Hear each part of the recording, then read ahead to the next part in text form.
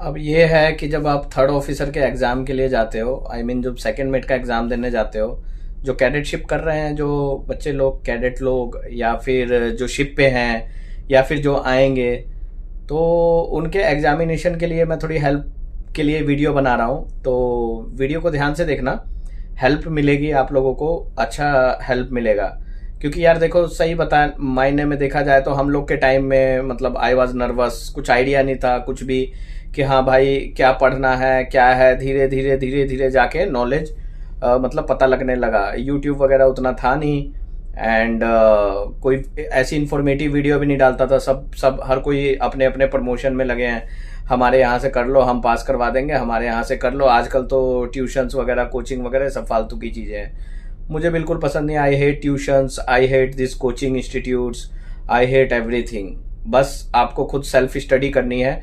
जो मज़ा self study करके है वो कुछ नहीं है। और वैसे भी मैं बताऊं, सेकंड मेट में तो आप जब आप सेकंड मेट करोगे तो आपके जो फ्रेंड्स वगैरह हैं उनसे हेल्प ले सकते हो, तो चीज़ें क्लियर हो जाती है। अपने कॉन्सेप्ट क्लियर रखो। तो वो इनके लिए लाया हूँ जो थर्ड ऑफिसर बनेंगे, फर्स्ट टाइम में थर्ड ऑफिसर बनेंगे, तो उनको कैसे कैसे पढ़ाई करनी है। जैसा कि मैं पहले की वीडियो में भी बता चुका हूँ, सब्जेक्ट वाइज बता चुका हूँ। तो आप लोग अपना टेरेस्ट्रियल और सेलेस्टियल नेविगेशन अच्छे से कर लेना। बेसिकली जो आपकी चार्ट वर्क की बुक है, चार्ट वर्क की बुक को अच्छे से कर लो, कॉन्सेप्ट कर लो। मतलब चीजें आपको समझ में आ जानी चाहिए। क्योंकि मैं सच बता रहा हूँ, चार्ट वर्क का पेपर ऐसा है, उसमें आप फंस जाओगे। एक एक लाइक प्लॉटिंग जो आती है, प्लॉटिंग में फंस जाओगे तो उलझे रहोगे। एंड टाइम ड्यूरेशन लिमिटेड होता है, एंड पासिंग परसेंटेज 70% है चार्ट वर्क के पेपर में। तो बी वेरी केयरफुल। इसके लिए जब जो भी आपके जो 5047 जो भी वॉट एवर चार्ट्स हैं, उन चार्ट्स में प्रैक्टिस करते रहो और कॉन्सेप्ट क्लियर कर लो अपना। अब जैसे रनिंग फिक्स हो गया आपका, 3 पॉइंट बियरिंग हो गया, एचएसए हो गया, horizontal sextant angle, vertical sextant angle, इनके पीछे का क्या कॉन्सेप्ट है, बेसिक कॉन्सेप्ट क्या है, आपको पता होना चाहिए। आपको पता होना चाहिए कि भाई कोर्स टू स्टीयर क्या है, करंट कहाँ लगता है, ऊपर लगता है, नीचे की तरफ लगता है। ये चीजें पता होना चाहिए। जो 1 आवर का ट्रायंगल बनता है ना, वो बहुत इंपॉर्टेंट होता है। सही मायने में देखा जाए तो मुझे बहुत अच्छा लगता है चार्ट वर्क। बहुत अच्छा सब्जेक्ट है मुझे तो। अगर कोई बोले तो मैं तो भाई रोज एक चार्ट वर्क का न्यूमेरिकल सबको पढ़ाऊं यूट्यूब पे। पर वही है, वो देखने वाले होंगे नहीं तो मेहनत करके कोई फायदा नहीं है। बट मैं आप लोगों को बता रहा हूँ, चार्ट वर्क एक ऐसा सब्जेक्ट है, अगर यहाँ पे आपके कॉन्सेप्ट क्लियर हो गए तो आपको किसी भी तरीके की कोई समस्या नहीं आएगी। अगर यहाँ पे आप फंस गए तो भाई फंसे रहोगे। बिकॉज ये पेपर ऐसा है ना, इसमें मैं जैसा कि मैंने बोला भाई 70% चाहिए। तो ये है, पासिंग जो है ना वो 70% मायने रखता है। एंड चार्ट वर्क में 2-4 चीज़ों का ध्यान रखना है। अपनी पेंसिल वगैरह पहले से, जो भी 2HB जो भी आपको इंस्ट्रक्शंस मिलती है पहले से सब लेके जाओ। अपना इरेजर लेके जाओ, अपना पैरेलल रूलर लेके जाओ। ये नहीं कि वहाँ पे गए और फिर वहाँ पे, बिकॉज एमएमडी का एग्ज़ाम इतना इजी नहीं है। आप बहुत टफ है, मतलब उनका क्लोज मॉनिटर है। इवन आप हेल्प भी किसी से, लाइक पेंसिल, रबर, ये सब भी अलाउ नहीं है। तो अपना अपना सामान लेके जाओ एंड आपको खड़े होके देना है पेपर। एंड चार्ट वर्क में 70% पासिंग मार्क्स है। अगर आपकी 1 या 2 प्लॉटिंग गई तो आप फेल। आराम से फिर पास होने के कोई चांस नहीं है, बहुत कम चांस रह जाते हैं। इसके लिए चार्ट वर्क की प्रैक्टिस करो।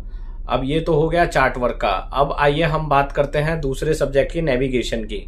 तो चार्ट वर्क के अलावा नेविगेशन भी उसमें भी 70% मार्क्स है। तो उसमें भी आप लोग प्रैक्टिस करते रहो। नेविगेशन में भी प्रैक्टिस करते रहो। किस चीज़ की प्रैक्टिस करोगे नेविगेशन में? न्यूमेरिकल्स। देखो, जिसका मैथमेटिक्स स्ट्रांग है, आराम से रिटन पेपर उसके निकल जाएंगे। क्योंकि हर सब्जेक्ट में आप देखोगे 2 या 3 न्यूमेरिकल्स होते हैं। तो अगर 70% पासिंग मार्क्स है, जैसे मैं स्टेबिलिटी का एक एग्जांपल लेता हूँ। स्टेबिलिटी वाला जो पेपर होता है उसमें 2 न्यूमेरिकल्स मान लो आते हैं 30 मार्क्स के, तो 60 नंबर तो वैसे ही आ गए। और न्यूमेरिकल ऐसे हैं कि फुल मार्क्स मिलते हैं, इसमें कटने के भी चांस कम है। इसके लिए अपना जो न्यूमेरिकल वाला पार्ट है वो गलती मत करना भाई। उसमें गलती कर गए तो फिर पास होने के चांसेस काफ़ी कम हो जाते हैं। एंड आपको जो चीज़ें समझ में नहीं आती है, आप कोशिश करो, बुक्स खोलो। काफ़ी सारी बुक्स बने हुए हैं, अलग अलग लोगों ने लेक्चर दिए हुए हैं।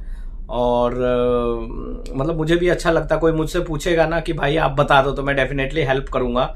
मुझे बहुत अच्छा लगता है ये पढ़ाना, course to steer, course made good, current vessel position find out, current किधर से आ रहा है, पीछे से है, आगे से, ऑल दीज थिंग्स बहुत मुझे पसंद है, शुरू से ही पसंद है। तो मेरे तो सारे एग्जाम्स ओवर हो गए, चार्ट वर्क का तो बहुत पहले हो गया था, पर मुझे अच्छा लगता है। अगर कभी मौका मिला तो मैं टीचिंग जरूर करूंगा, पैसे के लिए नहीं, मतलब एक सेल्फ रिस्पेक्ट के लिए। और मुझे मतलब कभी कभी ना मतलब अपनी मैं लाइफ में बिजी रहता हूँ और सम टाइम में बैठा, देखो यहाँ भी एक चार्ट वर्क की बुक रखी हुई है, आप देखोगे मेरे फोन के बगल में, तो यहाँ पे ये देखिए ये रखी हुई है यहाँ पे किताब। तो ऐसा नहीं है, मुझे अच्छा लगता है पढ़ना, अच्छा लगता है, मैं खुद से पढ़ता हूँ, खुद के सेटिस्फेक्शन के लिए पढ़ता हूँ, ना ही मुझे कोई एग्जाम देना है। तो इसी तरीके से स्टेबिलिटी भी पढ़ लो, प्रैक्टिकल नेविगेशन भी कर लो, सब में न्यूमेरिकल्स है। एक ब्रिज इक्विपमेंट ऐसा सब्जेक्ट है जिसमें न्यूमेरिकल नहीं आते हैं, सवाल नहीं आते हैं। अगर आपकी मैथमेटिक्स अच्छी है तो आप आराम से क्लियर कर सकते हो, आपके बेसिक कॉन्सेप्ट क्लियर होने चाहिए, ये लोगों को मैं बताता हूँ। क्योंकि ऐसा होता है जब हम प्रीसी ट्रेनिंग करते हैं, प्रीसी ट्रेनिंग हमारे कितने महीने की होती है, 1 ईयर की ऑलमोस्ट होती है, तो भाई 2-3 महीने तो एक दूसरे को जानने में लग जाते हैं। उसके बाद फिर उनमें से 1-2 दोस्त पढ़ेगा, बाकी तो गप्पे सप्पे लड़ाने में लग जाते हैं। तो टाइम को वेस्ट मत करो, क्योंकि समय अनमोल है। जब आप इतनी मुश्किल से, इतनी मुसीबत से आप आगे जाते हो, जैसा कि आप लोग को पता है ये प्राइवेट प्रोफेशन है, प्राइवेट बिजनेस है, ये प्राइवेट जॉब है, है, तो आपको उस हिसाब से अलर्ट रहना बहुत जरूरी है। तो आप अभी से जो भी मेरी वीडियो सुन रहा है या जो नहीं सुन रहा है, जो आने वाला है, अपने एजुकेशन पार्ट जो है, एकेडमिक पार्ट, उसको स्ट्रांग रखो। उसमें अगर कमी आ गई तो फिर प्रॉब्लम आ जाती है। अभी मान लो कोई कहते हैं सर हमारी IMU रैंक सही है, 12th में परसेंटेज नहीं आया। कई कहते हैं सर 12th में परसेंटेज है, IMU रैंक सही नहीं है। कई बोलते हैं सर दोनों सही है लेकिन हमारे जो है कंपनी स्पॉन्सरशिप नहीं है। तो दिस इज द प्रॉब्लम। अगर आपके बेसिक कॉन्सेप्ट क्लियर है तो आराम से हो जाता है, कोई ऐसी बड़ी बात नहीं है। आपका कॉन्फिडेंस लेवल अच्छा होना चाहिए। अगर आपसे कोई कुछ क्वेश्चंस पूछता है तो आपको उसका आंसर सही तरीके से देना है, और आप दे दोगे यार, सब देते हैं, सब मैं भी आप लोग की तरह ही हूँ, या कुछ अलग से नहीं आया हूँ, आप लोग की तरह ही हूँ, तो सब हो जाता है। यू डोंट वरी, एंड तैयारी चालू कर दो और थोड़ा सीरियसली ले लो इस चीज को ना, जो मैं बता रहा हूँ। इसको मजाक में मत लो, क्योंकि पढ़ना आपको पड़ेगा। उस टाइम प्रेशर रहता है। प्रेशर किस चीज का रहता है? हमारे पेरेंट्स ने इतने पैसे लगा के हमें भेज दिया, अब आप एकदम उस गरम रोटी के टुकड़े की तरह हो जाते हो, जैसे उसको मुंह में आपने डाल लिया गरम रोटी का टुकड़ा, ना उसको अंदर ले सकते हो ना बाहर निकाल सकते हो। सेम इसी वे में आप पढ़ाई करो, कंटिन्यूटी रखो, क्योंकि उस टाइम ना आपके माँ बाप रहेंगे आपके साथ में, ना कोई रहेगा, सिर्फ आपके दोस्त रहेंगे, और दोस्त बोलेंगे चल भाई यहाँ घूमने चलते हैं, चल भाई वहां घूमने चलते हैं। टाइम पास के लिए तो दोस्त मस्त होते हैं भाई। तो वो दोस्ती यारी बाद में। आपका पहला टारगेट है सेकेंड मेट एग्जाम, वो आपको हर हालत में कम समय में क्लियर करना होगा। ये नहीं कि आराम से किए जा रहे हैं, क्योंकि आपके खर्चे बढ़ जाते हैं। आप कमरा रेंट पे लेके रहोगे, फिर आपकी बुक्स आएंगी, आपकी फीस, उसके अलावा अदर कोर्सेज, तो ये सारे भाई फ्री में तो होता नहीं है, तो पैसे लगते हैं, और फिर भी आपको पेरेंट्स से हो सकता है लेना पड़ जाए। तो इसके लिए just finish it of, and उसके बाद ठीक है, एक बार सेकंड मेट बन गए तो 2-2.5 लाख रुपए कमाओगे, अपना धीरे धीरे जोड़ के चीफ मेट का एग्जाम दे देना। मैं प्रीफर करता हूँ सारे एग्जाम इंडिया से दो, हर वीडियो में बोलता हूँ, तो आप लोग भी इंडिया से जरूर देना। बाहर जाने की जरूरत नहीं है, अपना देश होता है। यहाँ का आपका तौर तरीका, रहने का ढंग संग, सर्वेयर्स जो ओरल्स लेते हैं वो भी अपने हैं, कंसीडर करते हैं कि हाँ हम इंडियन हैं। फिर भी आपकी नॉलेज होनी चाहिए, आपकी जो डेप्थ ऑफ नॉलेज है उसके हिसाब से ही आप पास हो पाओगे। अब ये नहीं कि आपने कुछ भी बोल दिया तो सोचते हो, नहीं, आपको मेहनत करनी पड़ेगी। 80% आपकी मेहनत है, 20% आपका लक है। जो लोग बोलते हैं कि नहीं भाई लक है, लक के भरोसे मत रहो, मेहनत करनी पड़ेगी, and you have to do. और आपको करना पड़ेगा, अपने आप को पढ़ाई करना पड़ेगा। उसके बाद पढ़ाई के बाद सेम टाइम में आपको शिप पे जाके परफॉर्मेंस भी अपनी दिखानी पड़ेगी। अब ये वीडियो मैं यहीं ओवर करता हूँ। नेक्स्ट वीडियो आप लोग बताना किस चीज़ में रहेगा। एक भाई का ये था कि बताइए कि सेकंड मेट में लाइक कैसा होता है, पास हो पाते हैं या नहीं है, तो इस पे हॉट टॉपिक चल रहा है, तो इस चीज़ का ध्यान रखना। मिलते हैं फिर नेक्स्ट वीडियो में नेक्स्ट चीज़ों के साथ। गुड बाय, टेक केयर, जय हिंद।